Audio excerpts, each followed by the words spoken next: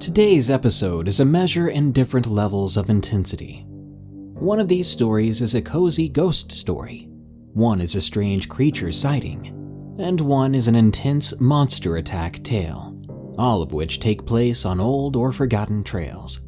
Basically, what I'm trying to say is, you're gonna need to wear 2 seatbelts for this ride. Enjoy these 3 scary stories, like the video, and be sure to comment below with what you liked, didn't like, and what you want to hear next.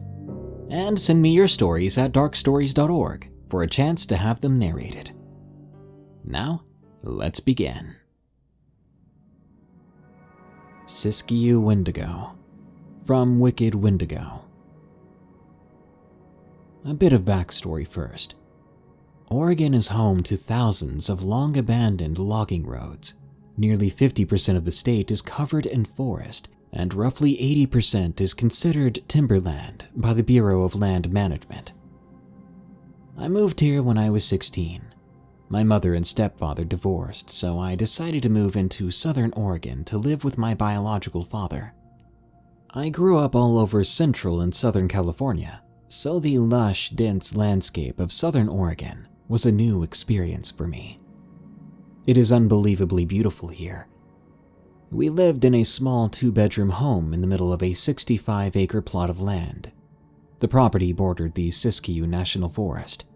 You had to drive a good 10 minutes on a narrow dirt road through dense forest to find our driveway.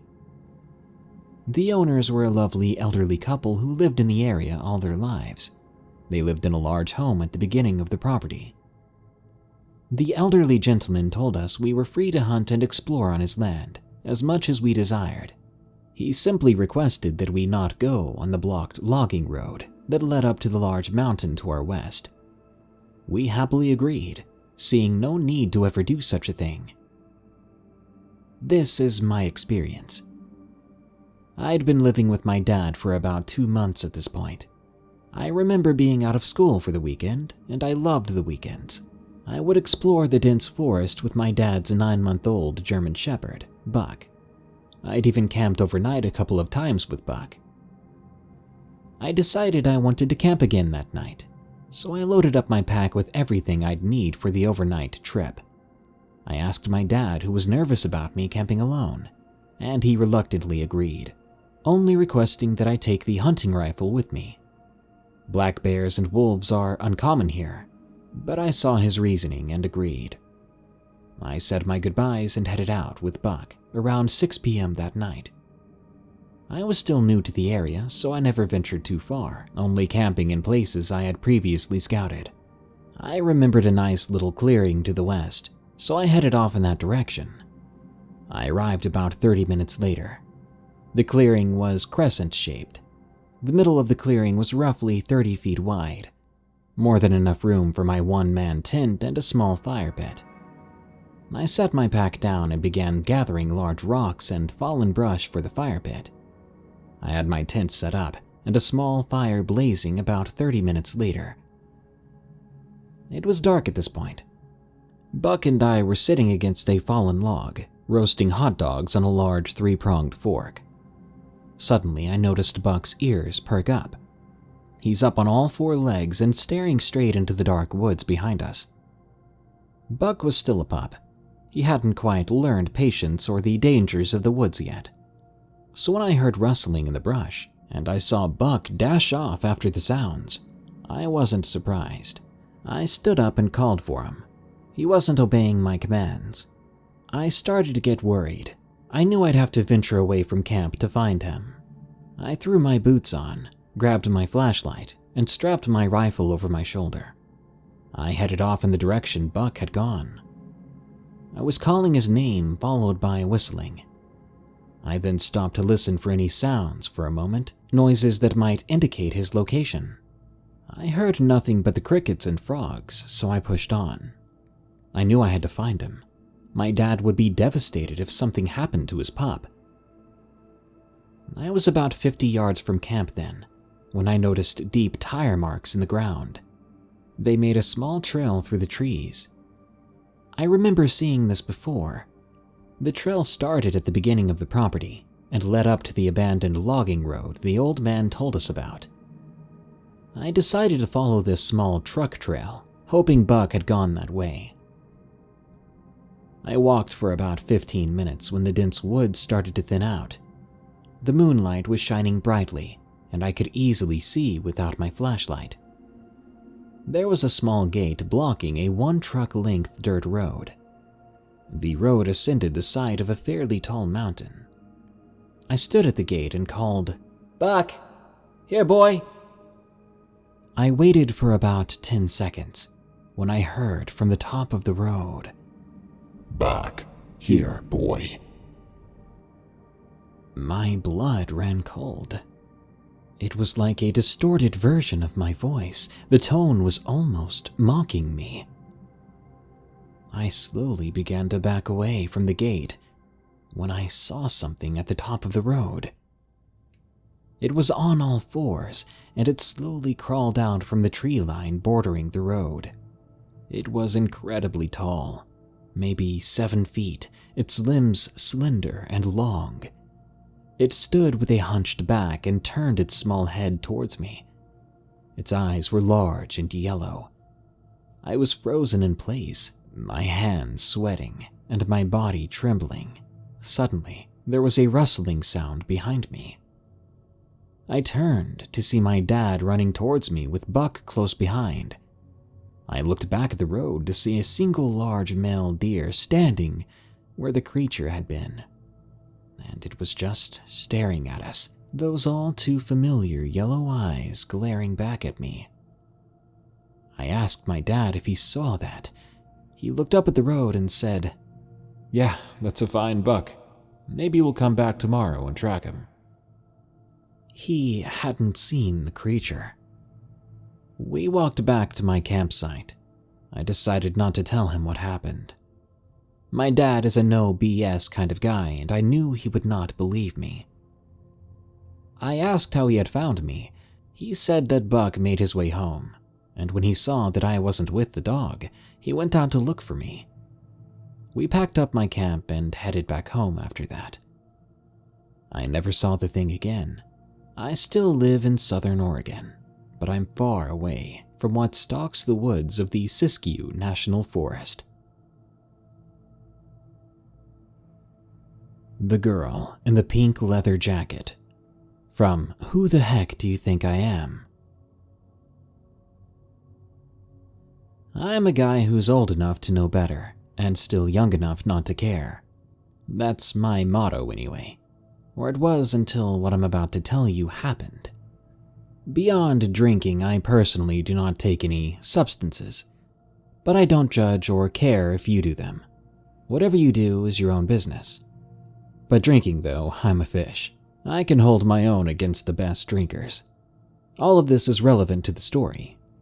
Even though I don't indulge in any mind-altering substances, I seem to hang out with quite a few people who do. So a friend of mine called me, informing me of a crazy weekend-long party in the woods coming up. When my friends throw a party, it's always something that feels like an end-of-the-world event. It was late in the fall in upstate New York. If you're unfamiliar with upstate New York, it is beautiful. Nothing except for woods in all directions, lots of great camping areas. It's a nature lover's paradise. I'm 6'3", and at the time I was a good 220 pounds.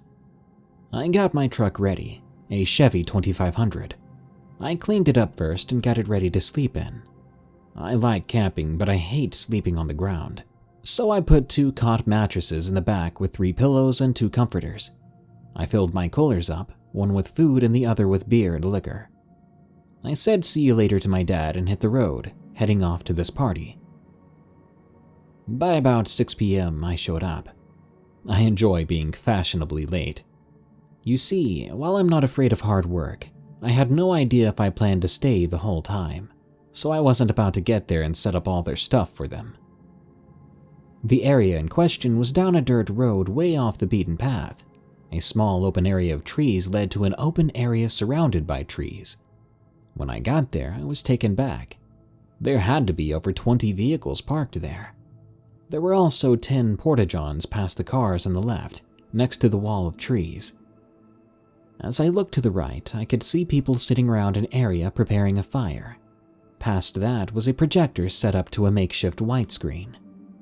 I was immediately hit in the face by a stench and a delicious smell at the same time, which was from a certain dank plant being smoked and sausages. I turned my head to the right more and saw that there were 2 grills going, and they were cooking sausages and burgers. Sure enough, there was a guy cooking on both with a stogie in his mouth. I made a sour face and sighed. Oh well, here we go again, I thought, dealing with my mentally suppressed friends and their enjoyment of something I still don't understand. Anyway, I pulled my truck in close to where the fire was, not giving a crap about how some guy was trying to tell me where to park. I smiled as I slid out of my truck. Towering over him, I asked, "You want a cold beer? I don't feel like walking back and forth, and I'm not about to carry my cooler any further than I have to." He laughed and shook my hand, introducing himself. At that point, I realized I didn't know many of these people. I handed him a beer, locked my truck, and went looking for my friend who had invited me here. I found him finishing up his creation of the projector screen. I asked him what he planned on showing. "Music, my good man, music. Gotta get the ladies in the mood for a good time." He thought he was a ladies' man, and I humor him on it. He starts whatever he calls music and lights up a smoke. He informs me that way more people are coming and it's going to be a heck of a weekend. I light up a smoke and inform him that I'm only here for the ladies. He looked out and smiled at where I parked. "Good view from there," he said. "Fishing with the right kind of bait too." We both had a good laugh. Fast forward a few hours and it's about 11 p.m. None of the girls had really piqued my interest. I'm picky and have a type for the future missus. I go back to my cooler and grab my Johnny Walker. Figured I might as well get myself toasty and pass out, then head home tomorrow. I turned back around to see a girl I hadn't seen before. She was talking with the other folks and joined a ring of people passing around a joint. I walked up to my friend, not even looking at him, and I asked, "Dude, who's the girl in the pink leather jacket?" After what felt like 5 minutes, I turned to look at him with the serious look I get when I see something I want. He wasn't even paying attention. I asked him again, and he turned to me, saying, "What?" So for the 3rd time I asked, "Who's the girl in the pink leather jacket?" He replied, "I've no idea, my man. I told you a lot of people were coming." I gave him that look and he started laughing. I remembered he was staring at something and asked him what he was staring at. He said that he thought he saw something in the wood line, but it was probably the fire playing with the shadows. It was loud with the music going, and everyone was feeling good. I shook it off and walked up to the girl in the pink leather jacket. I introduced myself and asked her name. She was gorgeous, long dirty blonde hair with icy blue eyes and fair skin. She was short too, fit most of my criteria, which was awesome. She turned to me and smiled. I could have melted right there. Then she said, "Wouldn't you like to know?" Attitude. Yeah, I was smitten. We started talking some more. She was a bit strange though. She kept staring off into space while we talked. She kept pace in the conversation perfectly for someone who was on a mind-altering substance while staring off into space. She stopped abruptly and walked back over to the crowd of people I managed to pull her away from a few minutes ago. So I joined them all as well. After about another hour, the group shifted into 3 separate units. The girl was happy to sit on my tailgate with me in our group. She kept her 100-yard stare going though. My friend pulled me aside and asked me about it. I told him I had no idea, so he told me that she wasn't the only weird one that showed up. Even with his mental state, he knew not to just point at someone, as he nodded in the direction of a man. So I let him talk while I gave this man the once-over and made some monitoring of him. He was strange, looked homeless. He barely spoke, and he awkwardly fumbled about. His clothes were dirty and his jacket was old and ragged. He had a vodka bottle in his right hand, and he would open the bottle and take a sip every so often. He kept saying something about having to go pee. It was about 2 a.m. at this point.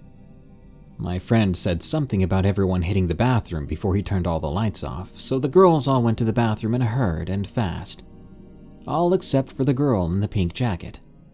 She stayed sitting on the tailgate with me, so I joined her, and I informed her that if she wanted, she could share the bed of my truck with me.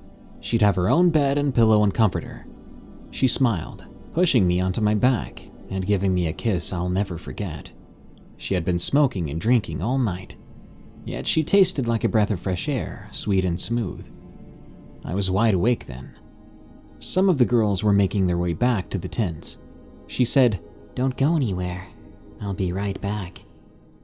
She rolled off of me and the tailgate very fast. I was up quick and looked to make sure she was okay. She didn't even make a sound and was already walking toward the toilets. I had a great view of her walking away. As I smiled to myself, I saw the weird guy with the vodka bottle. He was headed toward the toilets, about 20 feet behind her. I'm a chivalrous man, a southern upbringing, so I then too rolled off the tailgate, nowhere near as graceful as she had been. I hit the ground and it hurt, but I got up quick to head over toward the toilets, where she went and that man had followed. My friend stopped me to make sure I was okay. I was trying to hurry him up because I didn't want anything to happen to her. So when I made sure he knew I was okay in his stupor, I started walking very fast toward the bathrooms. I had all kinds of bad mental images of what I would find when I got to the toilets. I was about 100 feet away from the bathrooms when everyone was shook to the core by a scream. It wasn't human. It sounded like a mixture between an animal's and a man's. The porta potties were in rows of 5. The back row was closest to the trees and had been knocked over, and I saw blood everywhere. My gun was in my hand and my flashlight was in the other. The last stall to the left of the 5 was where the blood trail started. Leading to the woods, there was the vodka bottle completely whole. The smell of blood and a rotting smell was filling my nose then, and the man's jacket was shredded in the trees with blood all over it. There was hair everywhere. I was sweating at this point, terrified. It all happened so fast. I saw the man's arm, covered in hair, and it was no longer attached to his body. I held back a gag reflex. As I did, a branch snapped. Instantaneously, the flashlight went toward the noise.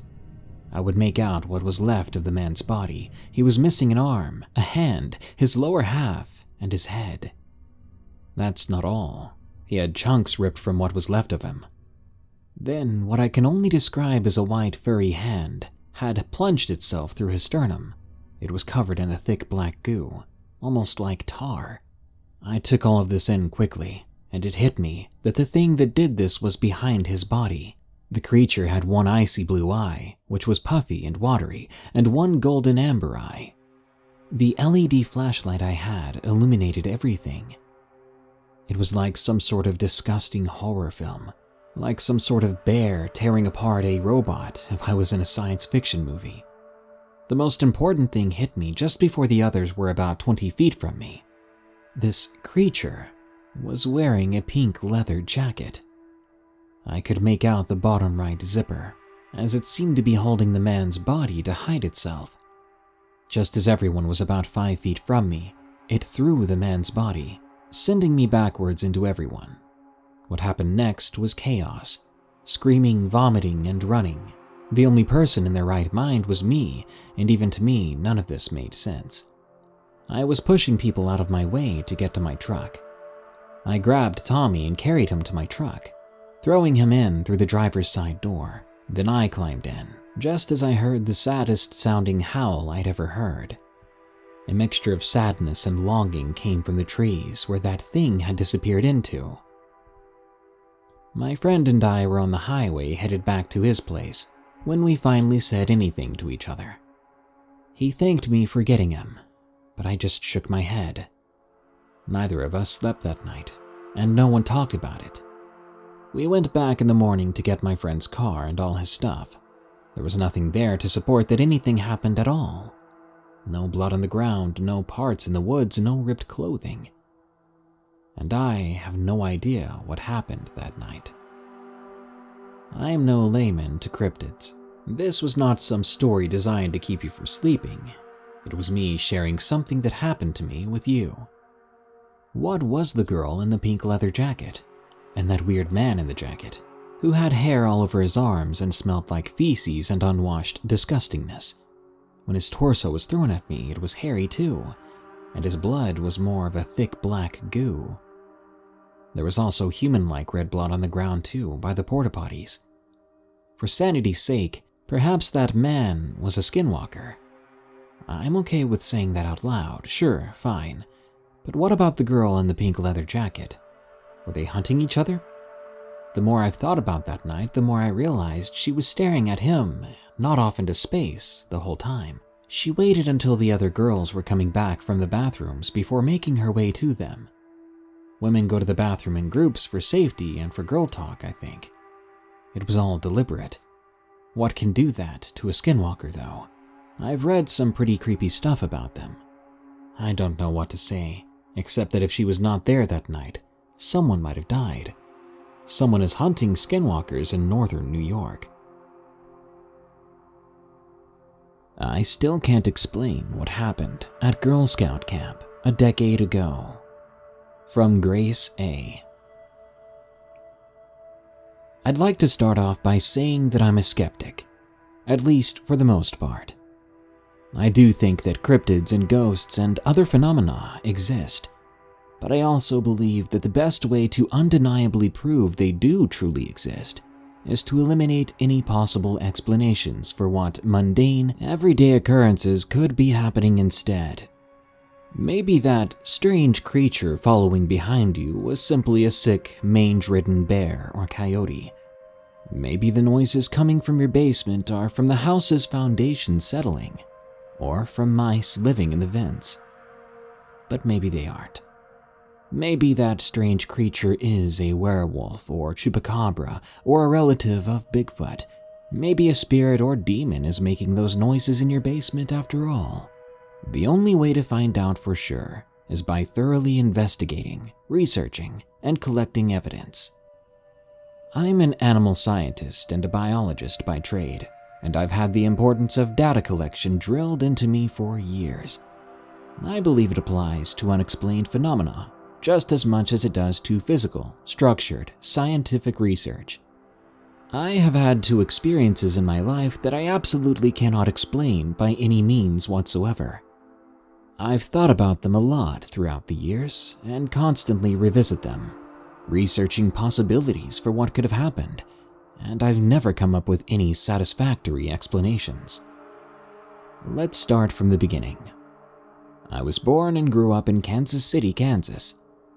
I lived about 15 or 20 minutes from the Missouri border, so a good chunk of my childhood was spent split between the two states. When I was a kid, I was involved in Girl Scouts, as were several friends of mine. I was and still am a lover of everything wilderness and camping related, so of course I went on every single camping trip offered by the Scouts. 4th grade came around and my troop was making plans for an awesome camping trip in western Missouri, about an hour from where we lived. The camp, which I'll call Camp T, was situated in the middle of a forest and offered plenty of trails to walk on and explore. There was a huge wooden cabin to sleep in too. The weekend we had reserved to go to Camp T finally arrived, and I could hardly sit still during the car ride. When we arrived at the camp, everyone rushed into the cabin to find the best places to put their sleeping bags and luggage so we could go outside and play. There were maybe 15 or so girls and 5 or 6 parents, including my own mom, on this trip. We argued and bickered as kids do about who got to sleep in what room and who got to sleep next to whom. So I started unpacking and making plans for the evening. We were going to play hide and seek and tag, have a bonfire, make trail mix with extra M&Ms and chocolate chips, stay up late talking about books, movies, boys, school, ghost stories, and whatever else 10-year-old girls like to talk about. At one point while we were playing tag, I needed to run to the cabin for a bathroom break and to grab my bottle of water from my bag. My best friend at the time, Kyra, came with me. We went into the cabin and did our business, and as we were getting ready to head back out, The door to the room we were in latched shut on its own. We knew for a fact we had been the only ones inside, and it's unlikely that it could have been caused by a draft. We were in an interior room and the cabin had been recently renovated. It was not at all drafty. Of course, Kyra and I joked about it being a ghost and the cabin being haunted, and blah blah blah, before running back outside. But I wonder now if there was more truth to that joke than I had anticipated. Everything went by pretty normally for the rest of the evening. We made hot dogs and s'mores for dinner, had some trail mix as a late-night snack, and got ready for bed. Kyra and I were sleeping next to each other, and were excited to tell spooky stories and obsess about Harry Potter and Yu-Gi-Oh! And Pokemon. We eventually decided it was time for bed. Kyra fell asleep quickly, and I was getting pretty tired myself. However, I had an intense feeling of fear and unease in the pit of my stomach. I chalked it up to me being scared from thinking about ghosts and the cabin being haunted. I finally fell asleep, and I had been resting peacefully for what seemed like a few hours, when suddenly I woke up in an intense pain, crying, barely holding back from a scream. My entire body felt as if it was burning. My head was spinning, my vision was blurred, and I had spiked a fever. I stumbled out of my room and found my mom. She and the other parents woke up, turning on the lights to see what was happening. It turns out that what was ailing me was a very severe and horrible case of hives. My entire body from my feet up to my face was covered in angry red, swollen and itchy splotches, and there was no relief to be found from scratching at them.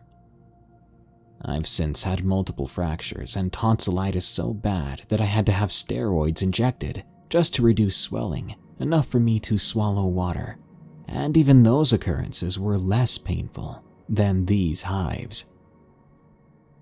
My mom, a former nurse, grabbed me, rushed me to the bathroom, placed me under a cold shower to help soothe the burning and itching.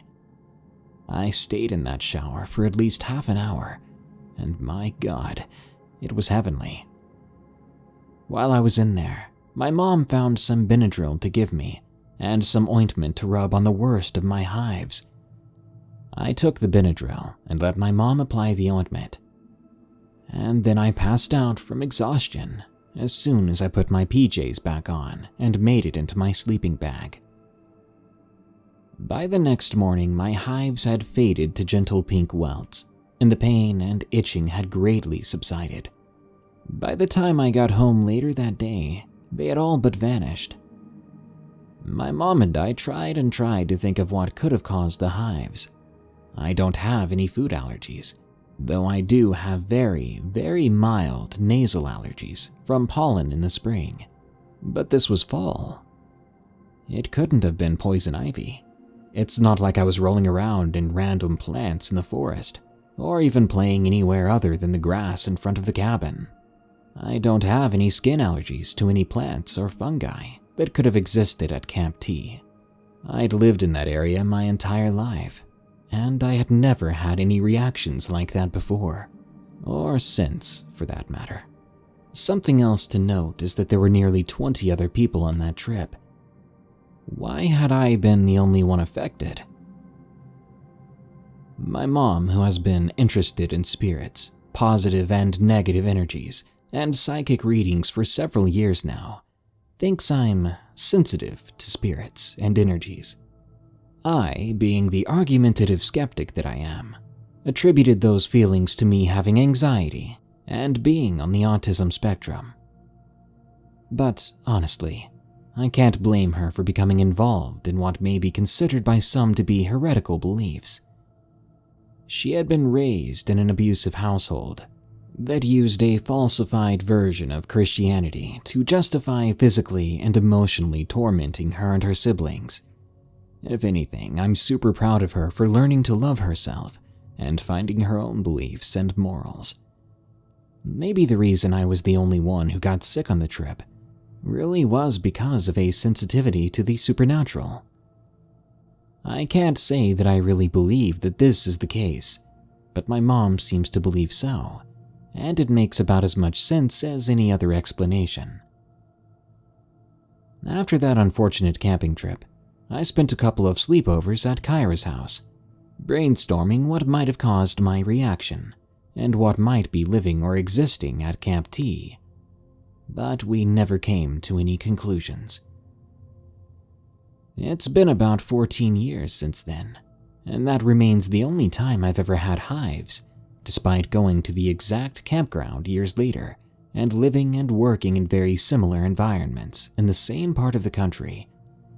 It was truly bizarre. Maybe there was more to that feeling of unease than I had originally thought. Fast forward 4 years to middle school. I'm in 8th grade, and my Girl Scout troop had shrunk to only me and 3 other girls. Kyra and I were still best friends, but she had quit Scouts to focus on other interests. The 3 other girls were all lovely and kind though, and I got along great with them. It was fall again, and we were looking into doing a seasonal camping trip. Eventually, we settled on going back to Camp T, planning on doing some hiking, plant and wildlife identification, and working on completing our silver awards. We joked about how I'd gotten sick from the ghosts the last time we were at Camp T, but overall, we were excited for the trip. The weekend of the trip arrived, and we made the drive out to the campsite with one of our troop leaders acting as chauffeur. Everything looked exactly the same as I'd remembered.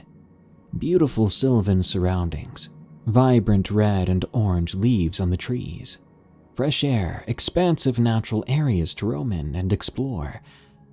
Ghosts, hives, and uneasy feelings were in the very back of my mind and were the least of my worries, for a couple of hours at least. The other girls and I made some plans for the afternoon and evening. 2 of them, Eva and Courtney, and I wanted to walk the trails in the area and look for animal tracks and cool plants to get some exercise in. The 3rd girl, Jamie, wasn't feeling up to hiking and stayed behind with our chauffeur at the cabin to prepare dinner and discuss what to make for breakfast the next day. Eva, Courtney, and I decided to walk the main trail, which amounted to about 2 miles round trip.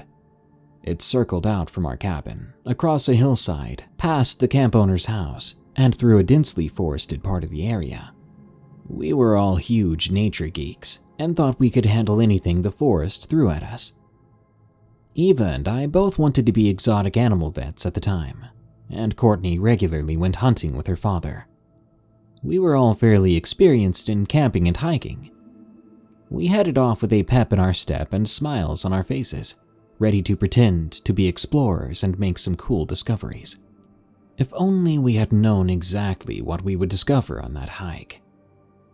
We'd made it to about the halfway point of the trail when it suddenly got dead silent in the woods. If you know anything about camping, hiking, or wilderness survival, you know that this is never a good sign. We saw then a strange, indistinguishable lump on the path several yards in front of us. Curious, we got closer to check it out. I wish now that we would have stopped back then, turned back as soon as it grew silent. But we were curious 13 and 14-year-olds. We thought we were invincible. We crept closer to the strange lump and began to see what it was. A sense of dread crept over me as I realized what exactly we had stumbled across. On the trail in front of us was a completely eviscerated deer carcass. The top of the head was lying in the middle of the path. The ears and snout were intact, but the eyes were gone.